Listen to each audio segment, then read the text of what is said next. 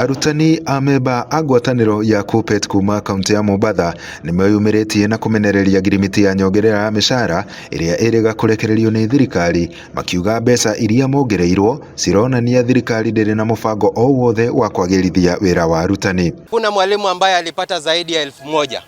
Tunataka KUPPET watuambie, KUPPET National, bwana Misori, tunakuuliza hivi, ulituongeza nini? Kwa sababu hatujapata. It is shameful that you add a teacher 700, then you deduct it to 400.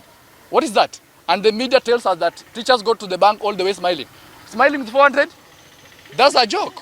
Mathiĩte na mbere kuga mũbango wao wa ũrigiti ũtuĩkĩte wa tũhũ, kuona ona hĩndĩ ĩrĩa marwara matiteithĩkaga mathibitarĩ-inĩ. When we go to the hospital, personally, the cover doesn't cover my specs. They only say that they are only covering normal specs. Where do I go to? Where do I go to get these specs? These specs that I'm wearing, they are not covered by Minet.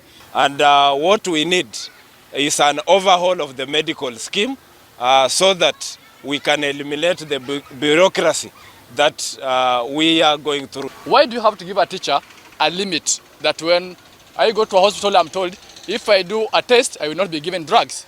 Tunasumbuana hapa na Minet kila siku.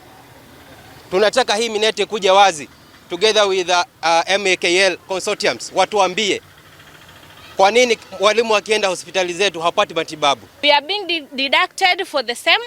The question is, why are we begging for services that we are rightfully supposed to receive?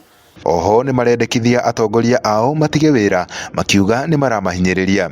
We need to wipe the office and get leaders who can work with us. As a PWD, as a person living with disability, and as a teacher, we have also been left behind. Nobody is listening to us. These people have been in office for long. They have got no exchange of, no idea of what teachers are going through. If I was to be told today to give an immediate reformer, can we have term limit for these people?